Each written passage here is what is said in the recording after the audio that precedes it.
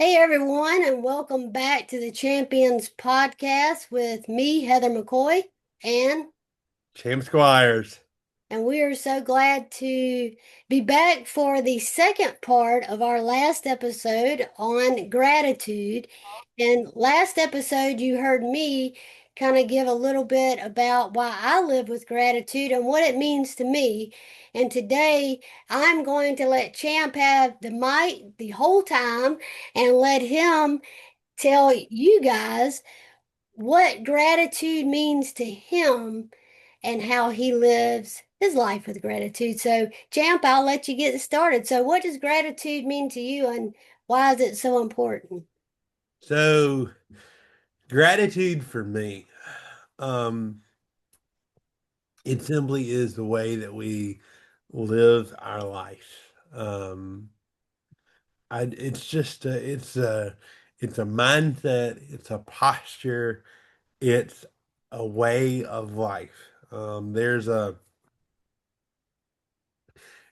kind of a rendition or a take on the song Gratitude by Brandon Lake. And it's got Brandon Lake in conjunction with Natalie Grant. And it's a Christmas version. And it's kind of lengthy, but in the song, she talks about if you do kind of a neuroblast study has been done and says that gratitude and negativity or something along those lines, they can't be in the brain at the same time. Like they cannot coexist together. Just the same way with light and darkness. You can't have light and darkness at the same time. You either have one or the other. The choice is up to you. Um, and I just, I don't know. I can't help myself. I can't help the way that I feel about life, about circumstances. I've always been a glass half full. I've always had the more of the optimist. I've always been more of the optimist instead of the pessimist. Now, granted, I need the pessimist sometimes to keep me more along the lines of level-headed, so that I don't get away from myself. And I need somebody kind of, as my mom would say, break me down a couple notches just to bring me back to reality. But it is what it is, and I can't not be grateful. Now, granted, are there days that I have rough moments? Absolutely. Are there days where, since I've been in ministry for 4.5 years, that I have woken up and thought, I want something different? Like, I'd love to be somewhere else. I'd love to do something else. I wish that this person, I didn't have to deal with this today or deal with whatever. And honestly, I think for me, it's letting me just deal with that and then come back. People have asked me, "Are you sure you're not like schizophrenic or bipolar?" I'm like, "No, I'm not bipolar," because I'm either really high on the totem pole or really low. There is no even kilt. I've never been able to kind of just smooth through. And many people, I think, are kind of concerned about that because I guess that's the way that the human brain should function. We should be an even kilter. No, I'm either way up here or way down there. Um, and so, like, it is what it is. And so, But that's what makes you Champ. I mean, like you've always just been, I always tell people Champ has such a high on life in the best way because it doesn't mean that he's not human and feels. Obviously, he does. But he always wears a smile and he's been somebody that he's okay to express his emotions, but he's always had that I have the best attitude and I'm going to conquer the day. And I joke at him all the time and tell him he drinks way too much caffeine sometimes when he calls me. But he doesn't need caffeine in order to be hyper, people. He's just on a high on life all the time,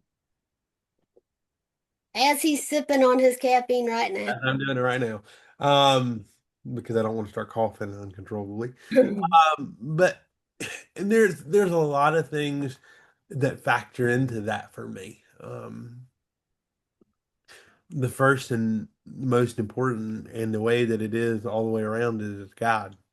Um, God has always been not a fixer, not a elf on a shelf, not a, but he's been a person for me. He's God is the creator, but he's not just some off the wall, unknown deity that I've never talked to, walked with, experienced life with. He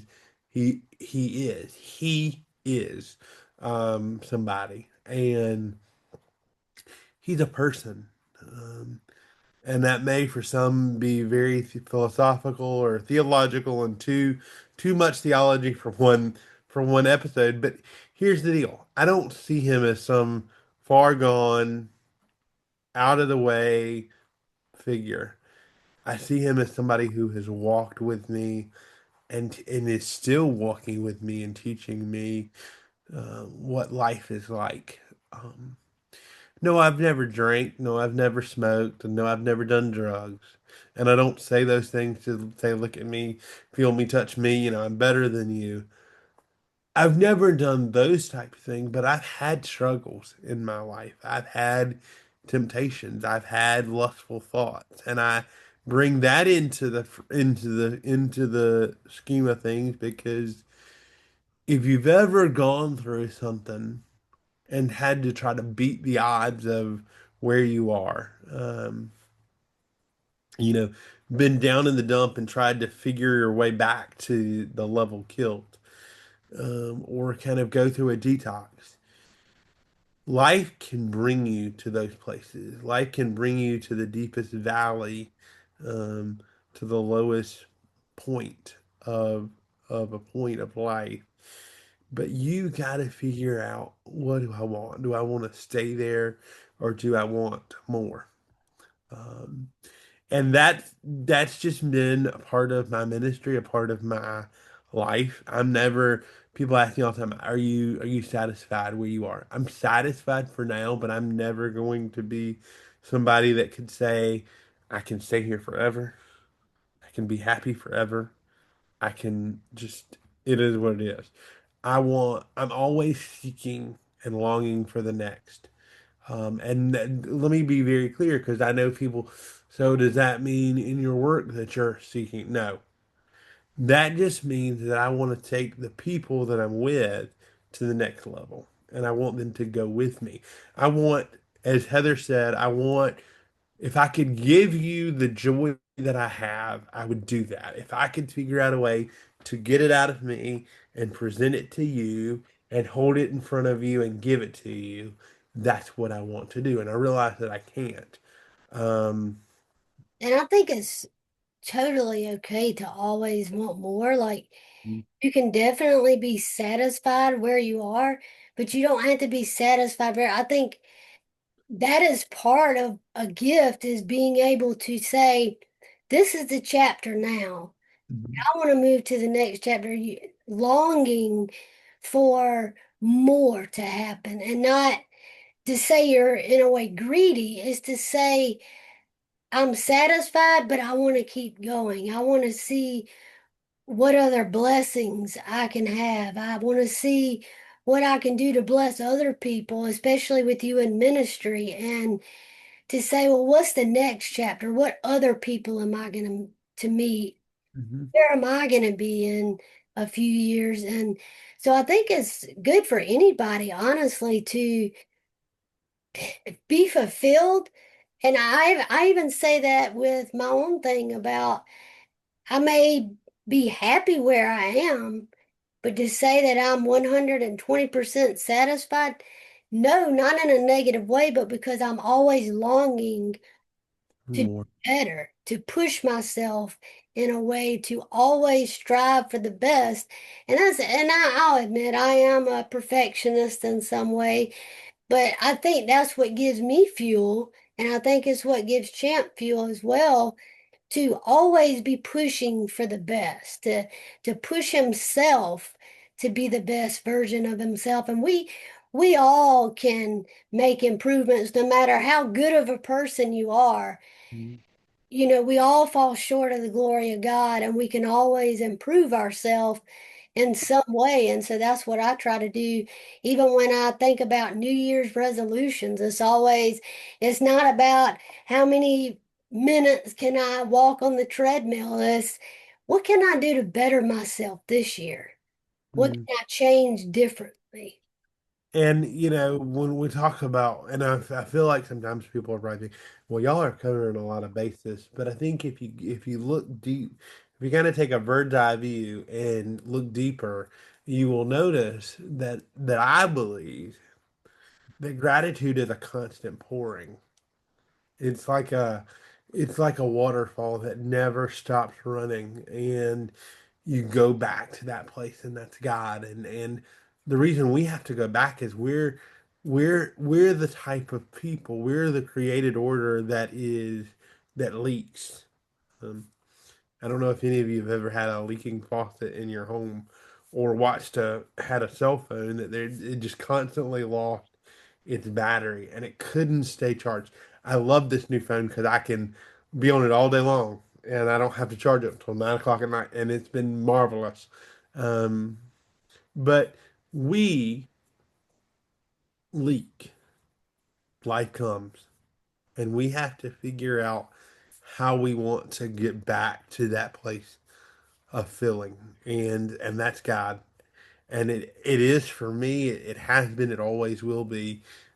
It's just Him refilling me and reorienting me where I need to be to do what I need to do.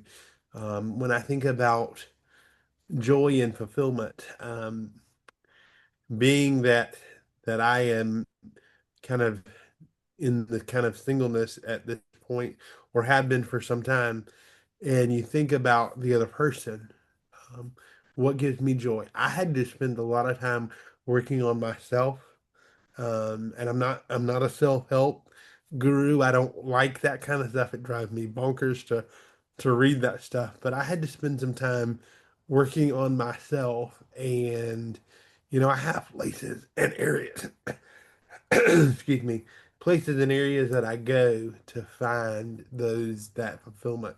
Number one is the Lord. I journal a lot. You can't see it, but over to my left here in my office, there are journals, and I'm probably on volume 9, and I just write everything out. Um, I write everything I do every day, all of it. And So, I'm trying to get him to write a book. oh, maybe I'll give you these when they get to a point where they can be done and you can write the book. I just can't sit there and do that. Journaling, now I guess you could call it journaling. I didn't necessarily write all my stuff down, but that's how I started my book.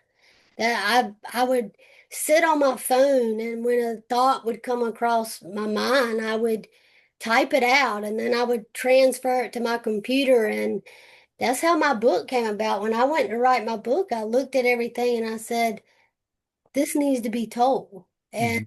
so I think Champ has a good book on the horizon. I Uh, do. And here's one of them right there. It stays on my desk at all times. But I go to that. I do ministry. People have asked me, what does your day off look like? What are the things that bring you joy? And I think that people always get frustrated with me because I don't have like one thing. Like, in order to give me joy, I go hiking. Well, y'all, I don't go hiking because I can't do that. So I don't do that. and Listening to you have music, off. huh? You have days off. No, I don't. I probably should. Everybody tells me, and I'll be honest, I probably don't process or follow the Sabbath. The Sabbath is like a day of rest. I don't follow that to a T like I should. But I say all that to say, like, I just find joy in what I do. Um, and I think Heather and I both, me, I can only speak for myself. I can tell you that I love what I do. I do. I love it. I love every aspect of it. Now there are days that it's tough and it's hard, but like when I woke up this morning and thinking of all the stuff that I dealt with yesterday, I was like, but it's a joy. Like, but you get to get in those places with people. Why would it not be a joy? And so that's where I find joy and gratitude and grace. I do a summer mission thing called Talkahatchee, where actually I'm getting ready to look into that now, or not look into that, but I'm kind of gearing up to prepare for that. I'm one of the spiritual directors for the camp that we attend out of Black Swamp, Hampton County. So I'm kind of gearing up for that. That's kind of a recharge week for me, even though I'm doing work for that. I just love being with youth and love being with the next generation and love hoping that I'm able to pour into them the sense of joy and gratitude and grace. I love doing this with Heather. I actually stopped one podcast and then now we're doing this one together. And it was funny because me and the person that I was doing the previous one, we were talking this morning because Heather and I are going to have her on the show. She has MS, and so we're going to have her come and join us one of these days. And she was just so encouraged by the fact that I had kind of jumped off one and jumped back in, and it wasn't because it wasn't working. It's just we needed that as a season, and if I'm honest, I think that that was a place of fulfillment for me. Um, the reason she and I started, it's called Life is a Journey. You can find it on Amazon Music. It's not on Spotify. I will link one of the other our link to that in this episode, or Heather will. But it's got a few episodes, and it's just she and I talking for probably 15 episodes just about life and about different things, whether it was relationships or grief or life. The way that started was she had lost her husband 6 months after I lost my dad, and she also had lost a son years before that. And so it was just kind of a way to kind of process grief. It was kind of a healing mechanism for me. It was a way for me to find my joy after losing my dad. Um, how do you find your joy? You just look for it. You go searching for it. I had someone come in my office this morning before I jumped on here and said, "This still bothers me. I dealt with this a long time ago, but this still bothers me." And I literally looked at him and said, "You've got to figure out how to get to know Jesus in such a way that you can talk to him until he answers you." And it may not be now, it may not be today, it may not be tomorrow, it may not be 6 months from now, but you gotta continually walk the journey of finding that joy for life and for relationships and for fulfillment.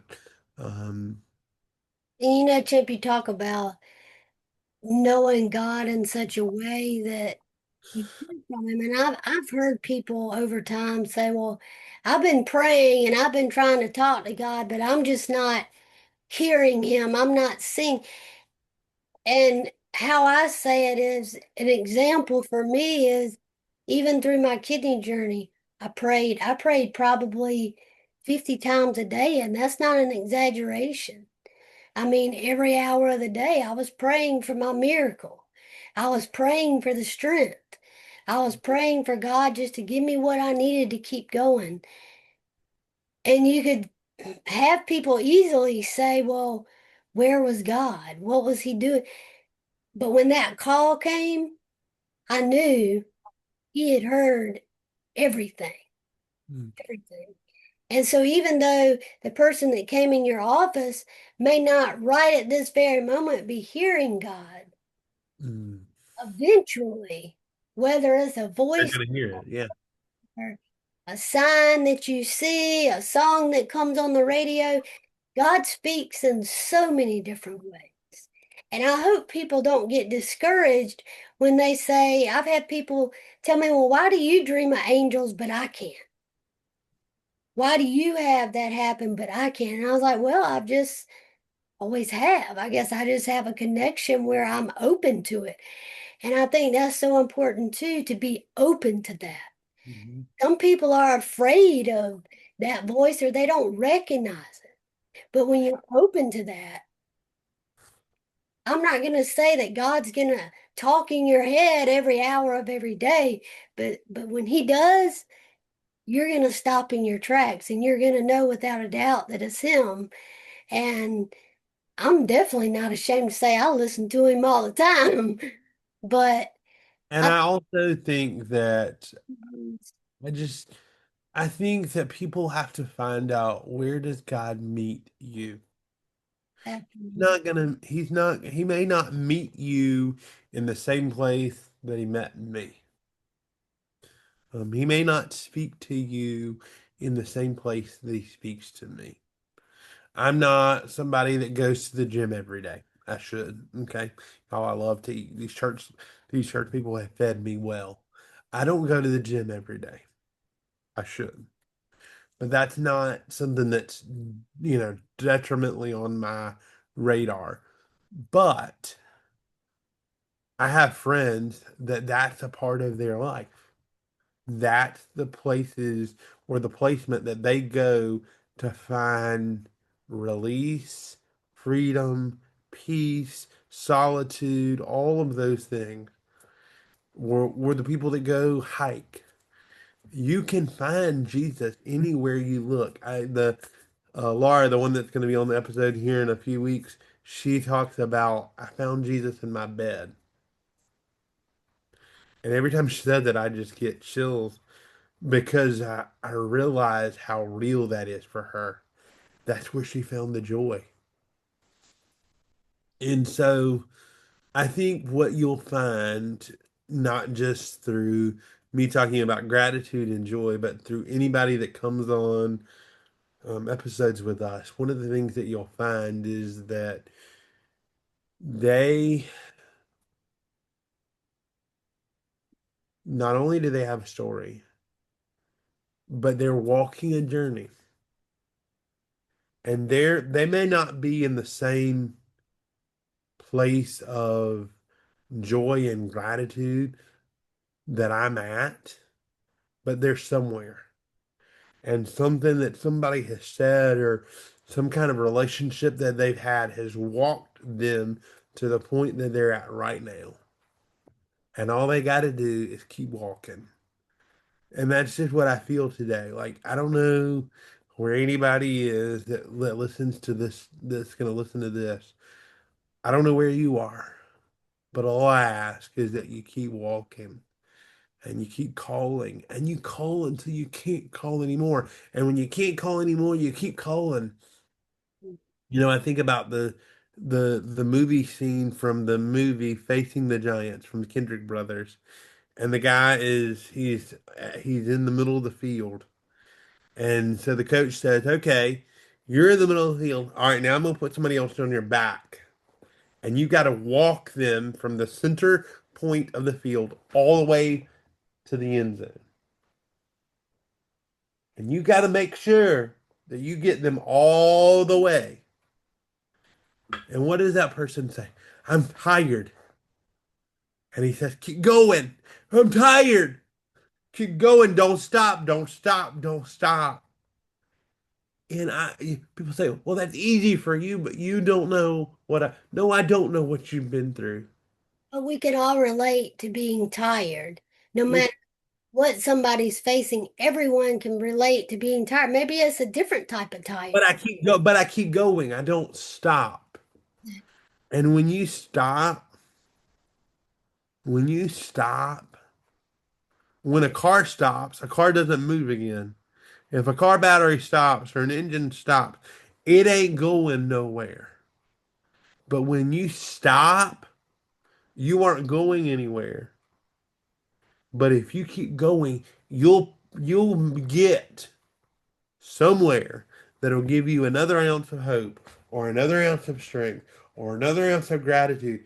You got to keep getting it, because if you don't go anywhere, you aren't going to get anywhere. If you don't go anywhere, you ain't getting nowhere. I mean, I love it.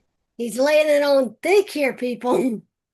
If you don't go nowhere, you ain't getting nowhere. That's the last time I'm gonna say that because I mean it's just Mentality and motto to have is no matter what you're facing, just keep going. And you you don't have to leap. Take know, baby steps, but take just baby steps. Snail. I remember as a little boy, I used to do a lot of army crawl. This was before I could like get on all fours and just crawl. And I would like snail my way through our house. And I probably had rug burns, but I did it anyway. There's a video, a family video of me doing kind of a crawl with a little toy kid car on our gravel driveway. And the gravel probably hurt so dang bad, but I did it anyway because I wanted to play with that car. And I wanted that car to be on asphalt so that I could roll it a little faster. Keep going. And the last little story that I'm going to bring up is this. This is a lifeline for me. Um, I had to get a new one a few weeks ago, and I resolved with myself and the Lord that this was going to be used for His good, and I wasn't going to do anything that I shouldn't, or it wasn't going to be used for anything negative. And it's easy to pull up negativity. It's easy to pull up things you shouldn't right here. But if you use it for joy, if you use it for gratitude, I mean, what are you using the things you're given? Heck, we could go on soapboxes about our phones. What do our words say about us? Do our words bring joy? Even when people make you mad, how do you respond? Do you respond from heck to heck, or do you respond from vitriol to grace? I mean, it's just that simple. What is your perspective? And how are you looking at it? And so that if there's anything that I would say in closing about gratitude, joy, grace, and attention, it's what's your perspective? And if everything looks bad or looks glim, turn your head, look somewhere else. Um, if smoke comes in a room, I ain't gonna look directly at it. I'm gonna turn my head a little bit because I gotta breathe. Find a way to breathe and find somebody to help you breathe with. So I don't know. I don't know. That's just where I am. you keep pushing forward, keep taking those steps forward. And another thing we can say is no matter how many times you get knocked down, get back up. Don't stay down, just get back up. And But I've got bruises. Heck, Heather's got plenty more than you do. well, I hope y'all have enjoyed hearing Champ's perspective because I sure did. And we are just so fulfilled even with doing this again. We started this 3 years ago, and now to be able to do it in the season of life we're in now is just even more joyful than the first time around. And Oh, I'm so excited. still on fire. We get so fueled by these episodes that it even makes our day just be so great knowing we've been able to have this conversation and hopefully be able to encourage you all that are listening to this to wherever you are in your life that you can just find that gratitude and joy and to keep pushing forward. And we will talk to y'all again next week, and we will be having some guests start throughout the week of June, month of June. I'm sorry, not week of June, month of June. We're now in June, people. So we will see y'all again next week, and we hope y'all have a wonderful and blessed week and month and day and all that good stuff. And we will talk to y'all again soon. God bless you. Bless.